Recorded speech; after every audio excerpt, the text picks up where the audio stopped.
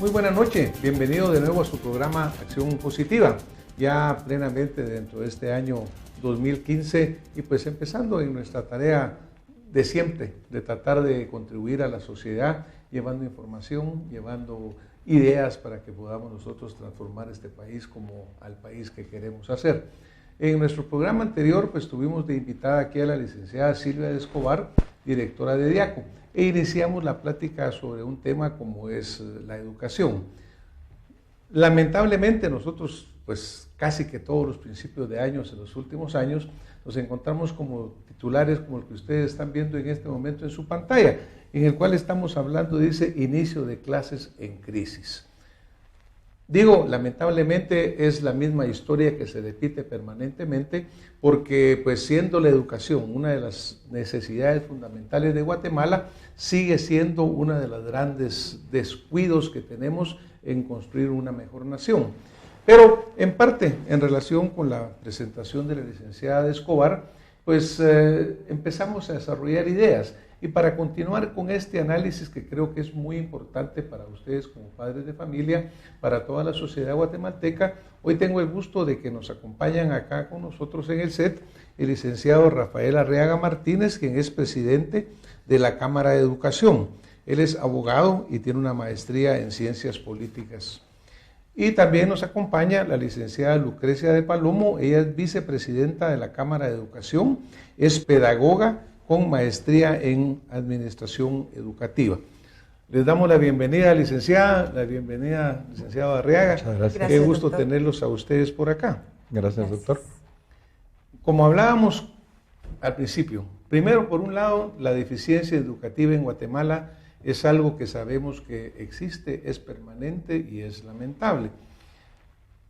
Sabemos también, de acuerdo a lo que platicábamos con ustedes un poco antes de empezar la entrevista, que por ejemplo en lo que es la educación primaria, un 80% de esta educación está dada por el servicio público y un 20% por las áreas privadas o bien de cooperativas. En la parte básica entiendo que ese porcentaje va al revés, un 20% lo da la parte pública y un 80% pues la parte educativa privada y la parte por educación. En secundaria diríamos, toda la parte secundaria, toda la parte secundaria, exactamente. Sí. Ahora pues, por ejemplo, en esta plática con la licenciada Escobar surgieron algunos puntos que se relacionan con la actuación de lo que hace la empresa privada en este aporte a la sociedad en el área educativa. Primero me gustaría, licenciado Arriaga, que usted nos comentara qué es la Cámara guatemalteca que ustedes representan, qué es lo que ustedes unen, con qué representatividad están hablando. Coméntenos. Claro que sí, doctor. La Cámara de la Educación es una cámara, como lo dice su nombre, que organiza asociaciones de colegios privados. Es decir, no es una simple asociación, sino es una asociación de asociaciones que tiene organización en toda la República de Guatemala.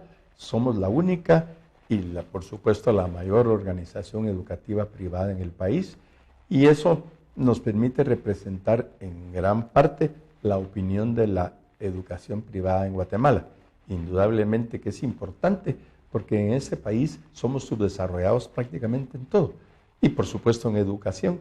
Y nosotros en la Cámara, aparte de defender intereses gremiales, como cualquier otra organización, tenemos la misión de promover, apoyar y de alguna forma soportar el desarrollo de la educación privada. Hacemos eso, hacemos trabajo de desarrollo educativo, porque si algo necesita este país para salir del problema es educación, educación y más educación. Parafraseando al doctor Mujica de Uruguay. Estoy completamente seguro, licenciada, que usted comparte pues todo lo que ha expresado el licenciado Arriaga. Pero ¿hay algo usted que quisiera agregar en cuanto a ese valor que tiene la educación para un país? Bueno, mire, yo sí estoy convencida que un país que logra el desarrollo es un país que ha educado a su juventud y a sus niños. No encontramos en el mundo ningún país que nos diga lo contrario a lo que yo le estoy comentando. La educación es la base del desarrollo. Lamentablemente en Guatemala esta área ha sido abandonada, ha sido descuidada, no por este gobierno, por el gobierno, todos los gobiernos democráticos, por los militares que tuvimos anteriormente, y si nos vamos a la colonia, también ahí hubo un descuido en la educación. Pero lo importante de la Cámara, creo yo, es que por primera vez en la historia de este país, las instituciones educativas privadas se vieron en la necesidad de unirse para poder buscar mejores caminos para su comunidad educativa. O sea, que los padres y los niños, los padres que eligen que sus hijos estén con nosotros, puedan realmente encontrar lo que ellos buscan, que no lo proporciona el Estado en sus instituciones públicas. Por eso surge la Cámara. Es una institución relativamente nueva, yo diría que es un infante en lo que es organizaciones. Tenemos 5 años de estar funcionando ya con una acreditación jurídica, y es algo que le hacía falta al país, y por eso estamos hoy aquí con usted, porque sí creemos que es necesario que los padres de familia nos vean como no nos ha visto el Ministerio de Educación en estos muchos años, como aliados, como compañeros del viaje de sus hijos. Nosotros tenemos la responsabilidad no solo de instruir a los chicos en los centros educativos privados, sino de darles una formación integral. Muchas gracias, licenciada. Hubo un presidente en Guatemala, que fue el presidente doctor Juan José Arévalo, y él, pues me recuerdo que uno de los fundamentos de su educación, de su programa o de sus objetivos, pues sí era la educación. Se hicieron aquellas escuelas tipo federación, etcétera, pero aparentemente a lo largo del transcurso hasta la fecha actual hemos perdido un poco el rumbo, particularmente en la educación pública. Aún hablamos de aquellas instituciones públicas a nivel secundaria que eran muy reconocidas, el Central para Varones, las normales, la Escuela de Comercio, pero desafortunadamente pareciera que eso ha cambiado. Y por la estadística que ustedes dan de que más o menos en la parte secundaria el 80% está a cargo de la educación privada, pues se nota que eso se ha venido produciendo. El 80% y aumentando, doctor, y el 20% el Estado y disminuyendo, porque con la clausura prácticamente de las escuelas normales y con el deterioro de los institutos como el IMBO, ¿verdad?, en Oriente y el IMBO en Occidente, ¿se imaginan esta situación con la destrucción del magisterio que tiene raigambres históricas en este país? El magisterio de Juan José Arévalo, precisamente. Con todo eso que está sucediendo, la verdad que la educación pública en este país va en franco deterioro todavía más. Fíjese que hay algo que a mí me llama muchísimo la atención en la visión de las personas. Cuando usted habla de las escuelas federales, y quienes hemos tenido la oportunidad de estar en una escuela federal de las que diseñó y mandó a construir el doctor Arévalo, nos podemos dar cuenta cuál era su visión de la educación. Realmente son escuelas ejemplo en cualquier parte del mundo. Mas, sin embargo, usted mira hoy cuál es la visión de educación de nuestros gobernantes y puede ver las escuelas cuyo techo de lámina no dura más de 1 año y medio. Son pésimamente construidas, con el bloc de peor calidad que existe, y el mismo tipo de escuela en la costa que en el altiplano. Ese lámina que en la costa los niños sufren del calor y en el otro lado se congelan. Creo que esto le puede dar a usted la visión de lo que nuestros gobernantes creen que la educación debe ser. Claro, licenciada, que obviamente, aunque no es el tema que vamos a tratar acá, pero aquí surgen los tentáculos de un cáncer que sabemos que se llama corrupción, ¿verdad?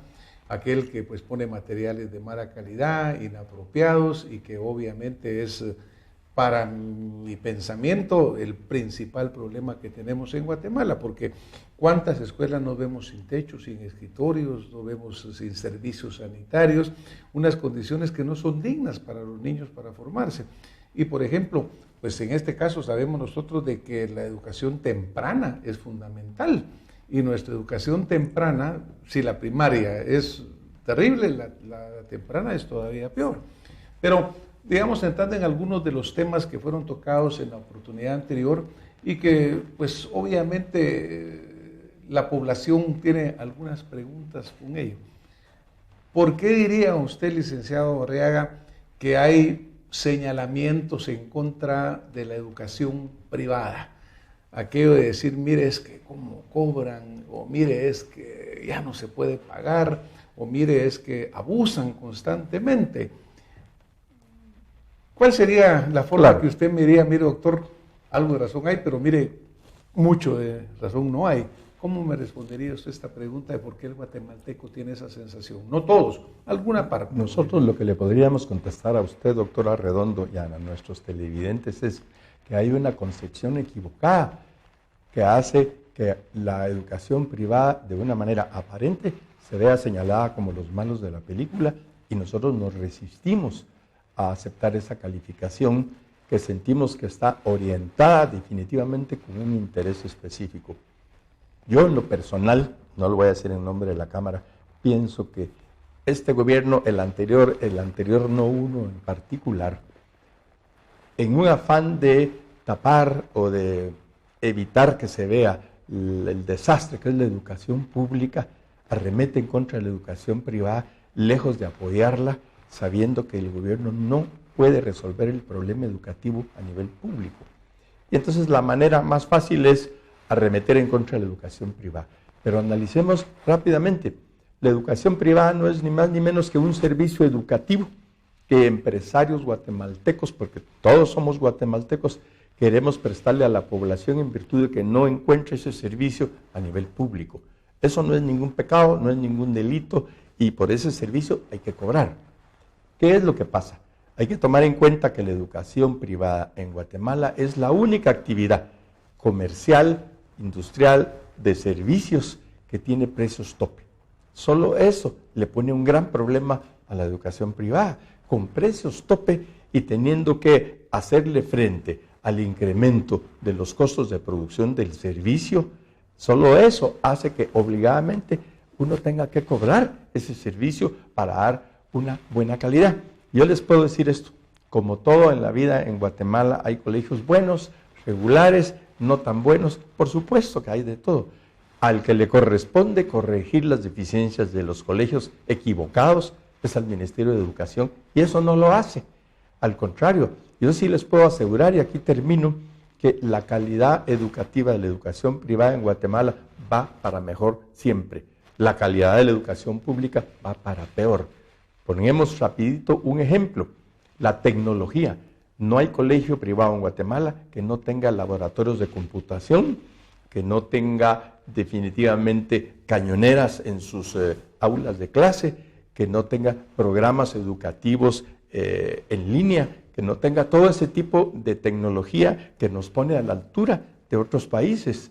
¿Dónde está eso en la educación pública? En ningún lado. Pero todo lo que le acabo de mencionar cuesta, tiene un costo, es caro. Y entonces obviamente tiene que cobrarse ese servicio. Yo creo que también tenemos que pensar que la educación no es barata. Y sí es muy caro un pueblo no educado.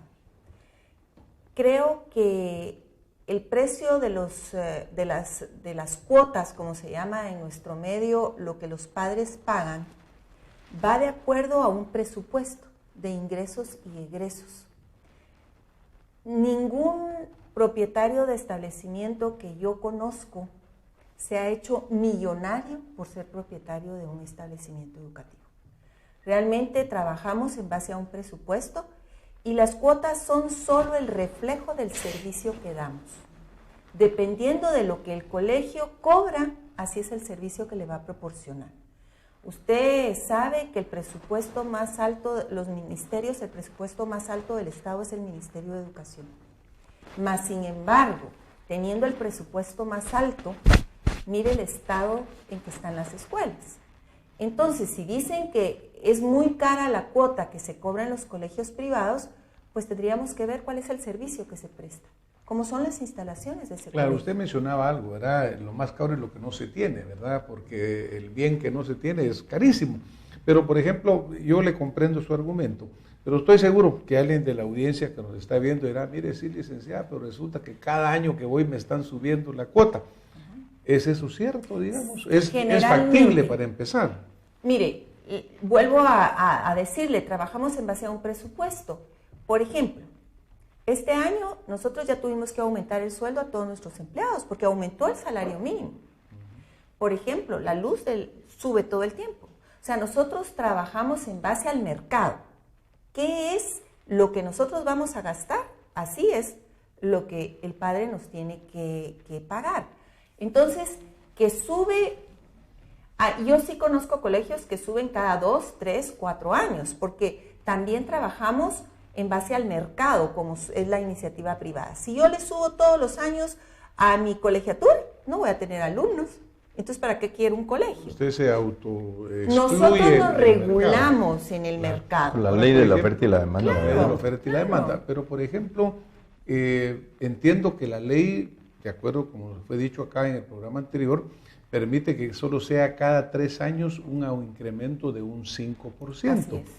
Entonces, usted mencionaba algunos colegios que lo hacen año con año. ¿Estarían cayendo ellos en alguna forma en no cumplir con la ley? Esa sería una, ¿va, licenciada? Y por otro lado, también la modalidad que se hace del fragmentar la cuota. Es decir, mire, damos computación, sí, pero la cobramos por aparte de la cuota. Entonces resulta que el papá cuando llegue piensa que la cuota es esta y termina siendo el doble. Yo creo que realmente lo que deben hacer los colegios privados es mostrarle al padre de familia todo lo que va a pagar, sea computación, sea banda, yo no sé cuántas otras actividades extras tiene que pagar. Ahora, dentro de la cuota educativa va lo que el currículum nacional base nos indica que debemos dar. Okay. Además, quiero contarle esto. En Guatemala inicia el precio tope para los colegios en 1980, con un decreto que nosotros llamamos de Mejía Vítores, porque fue él quien es el 11685. Antes de eso, y en ninguna otra ley, se menciona que el ministerio debe regular las cuotas de los colegios privados. Ahora, ¿qué sucede? Hay muchísimos colegios, y remóntese usted a 1985, la economía del país.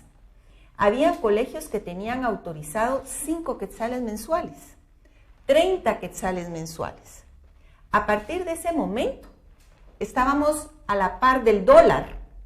Entonces, a partir de la crisis económica que sufrimos en los años 90, con ese 5% jamás vamos a llegar a nuestros costos.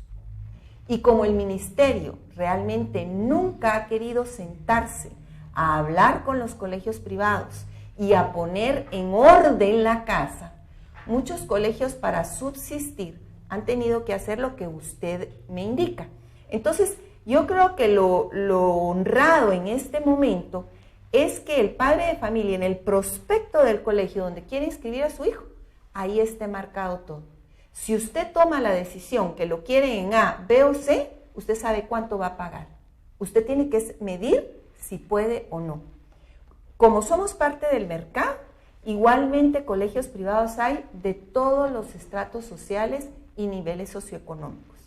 Usted puede escoger entre un colegio, tal vez el más caro que yo conozco en el país, de $5,000 al mes, hasta colegios en el área, en los departamentos, que le cuestan de 50 a 75 quetzales al mes. Pero en la ciudad capital hay colegios de 200 quetzales al mes. En el área periférica de la ciudad tenemos muchísimos colegios que no pasan de 200 en quetzales zona 1, doctor, en zona 1 hay colegios de 300 quetzales al mes. Ahora, en la zona 1 de la ciudad capital. La calidad, porque digamos, no, obviamente no. Porque digamos, alguien que dice que cobra $5,000 se supone que tendrá mucho más recursos que el que cobra, digamos, 200, ¿no? Sí. Eso no crea una desigualdad de todas maneras en la. Pero la hay. Guatemala es un país de desigualdades.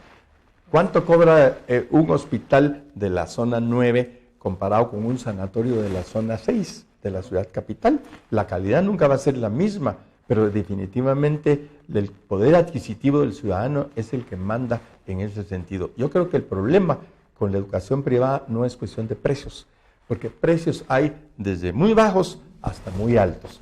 Les quiero decir algo, Cuando la licenciada Palomo dice $5,000, creo que es un colegio o dos, ¿verdad? Sí, debe ser excepción. Esa la es excepción. la excepción. Pero en ese rango nos movemos. En ese rango, yo creo que la verdad es que la gran mayoría de colegios en Guatemala van máximo, yo diría, unos 1,500 quetzales y mínimo 200 en la capital, 250 y hasta 75, como decía la licenciada Palomo, en el interior de la República. O sea, el problema no es cuestión de precios. El problema es que hay que entender que Guatemala es un país de diversas realidades. Y ante eso no hay más remedio que dar el servicio que la gente puede pagar en un caso, quiere pagar en el otro. Hay la posibilidad de escoger. Lo que sí se debe hacer es que el Ministerio de Educación haga lo que no hace, supervisar a los colegios que tienen prácticas equivocadas, con cobros indebidos, ¿verdad? Definitivamente, sancionarlos y volverlos al redil. Eso no se hace. Pero antes de eso hacer sería eso, la recomendación. Esa es la recomendación que nosotros pero haríamos. yo sí creo que esa recomendación que hace el licenciado Arriaga, antes de eso, el ministerio se tiene que sentar a hablar con los colegios privados. ¿Por qué? Por lo que yo le decía. Hay muchísimos colegios muy antiguos, sobre todo los religiosos, que tienen unos precios tan bajos que no pueden subsistir. Muchos están cerrando y es una gran pérdida para el país. Creo que es necesario que nos sentemos a hablar de las realidades de este país. Ahora, ¿existe esa apertura por parte del ministerio? Porque No. miren, si no, pues resulta un cierto diálogo de sordos, Eso ¿verdad? en eso Y el estamos. perjudicado es el niño guatemalteco, el joven guatemalteco y el futuro de este país. Casualmente, nosotros el día de ayer estuvimos en la Procuraduría de los Derechos Humanos y fuimos de buena fe a buscar el apoyo del señor procurador para pedirle que interceda o intervenga a efecto de buscar un diálogo con la señora ministra de Educación ahora que está comenzando el presente ciclo escolar. Creemos que es el momento ya final y último de este gobierno de poder lograr un acuerdo en ese sentido para que no se trate de que haya vencidos ni vencedores, sino para tratar de resolver, aunque sea un poco, la problemática educativa que se está dando, que es muy delicada en este país. Yo les comentaba al principio del programa o cuando estábamos hablando fuera de cámara, licenciada, que en la televisión el tiempo vuela, ese reloj de arena es increíble cómo va. Pero como el tiempo nos va caminando, ¿usted qué mensaje sería el más importante que usted hoy quisiera compartir con el guatemalteco? Mire, yo sí quisiera compartir con todos los padres de familia, con el ministerio como rector de la educación del país, la importancia de esas alianzas que tenemos entre los padres de familia y entre los colegios privados y el ministerio.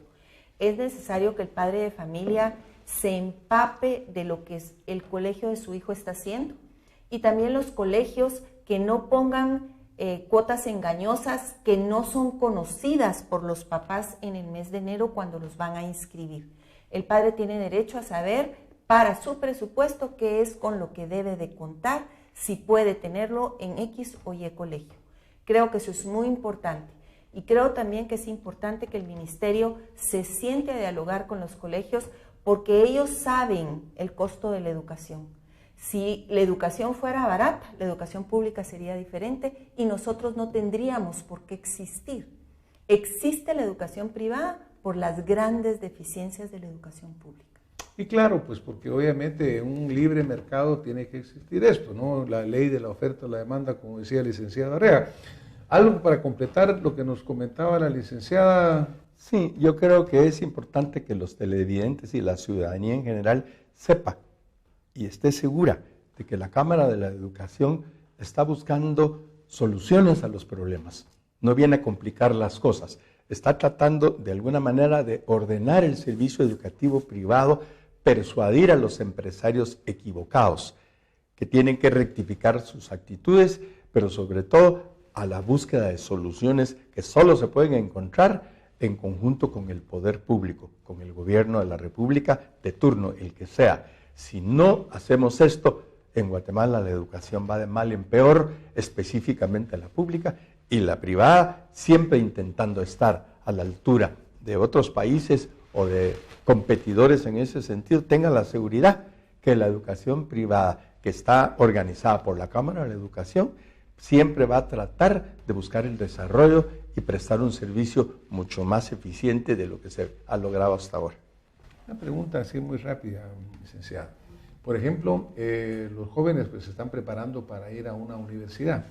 ¿Ustedes tienen alguna comunicación constante o alguna coordinación con las universidades, pues de la Universidad de San Carlos, las privadas, para ir evaluando los resultados, digamos? ¿Cómo llegan los jóvenes a las aulas universitarias? ¿Llegan preparados? ¿Tienen ustedes alguna coordinación? Yo creo que los directores y los propietarios de colegios sí conocen el resultado de sus estudiantes. Las universidades se acercan a los colegios y nosotros nos acercamos. En el caso mío sí tengo un acercamiento con la San Carlos y tengo una alianza con la Galileo. Creo que sí, esto es importante, pero hay que recordar que en Guatemala solo un porcentaje muy bajo de nuestros alumnos entra a la universidad. Y aquí vendría otro programa, doctor, que es calidad educativa. Creo que no nos hemos puesto de acuerdo en realidad en decir qué es lo que debemos dar en los colegios para poder proporcionarle al alumno una calidad educativa. Claro, porque eso es fundamental, eso es como la salud, ¿no? La salud debe responder a las necesidades del pueblo. Igual la educación debe responder a las necesidades que tiene el guatemalteco de formarse o el país para crecer. El licenciado Arriaga es exconstituyente de la República, participó pues en la redacción de la Constitución vigente en este momento, y dentro de esa Constitución está incluido el hecho de que la educación es una obligación del Estado, un privilegio de la población, y en una forma es obligatoria, la educación primaria principalmente, ¿verdad? Ahora, licenciado, hablábamos con usted antes del programa de que países que quieran desarrollarse, que quieran salir adelante y que lo han hecho, tienen que seguir ciertas normas. Y hablábamos de que en un programa nuestro citamos las palabras de un ex primer ministro de la China, Wen Jiabao. Y a mí sí me gustaría leerlas de nuevo para recordarlas y se los vamos a poner a la audiencia allá en nuestra pantalla. Por ejemplo, Jiabao decía en el punto 3 de un decálogo que es muy importante, dice: un país que quiere crecer debe producir los mejores profesionales del mundo. Y esto solo es posible si el Estado invierte por lo menos 5 veces más de lo que se hace ahora en educación. De lo contrario, el país se quedará estancado y no formará el talento que tiene y que podrían ser grandes profesionales. Si no se capacita de verdad a nuestro recurso humano, este perderá la competitividad en el mercado, la dignidad humana, su posibilidad de crecer y de generarse. Desafortunadamente nos vamos a tener que ir esta noche. Yo hablaba con nuestros distinguidos invitados que tenemos mucha temática más que hablar, pero como hoy el tiempo se nos acabó, les vamos a agradecer lo que nos han compartido y los invitamos desde ya a un próximo programa en Acción Positiva para seguir hablando sobre educación. Muchas gracias. Créame, doctor, que le agradecemos el tiempo que nos han dado ustedes en su programa ya muy conocido, y créame que estaríamos muy contentos de poder venir a platicar con usted de esa manera coloquial, como usted sabe llevar los programas sobre temas tan delicados como lo que se le viene encima a este país, nuestra Guatemala, en el tema educativo. De verdad, sería muy interesante tocar ese tema, porque Guatemala está en crisis, pero si no hacemos algo en materia de educación, esa crisis se va a volver una hecatombe. Muchísimas gracias a ustedes que nos han estado acompañando. Nos vemos la próxima semana con más Acción Positiva. Buenas noches.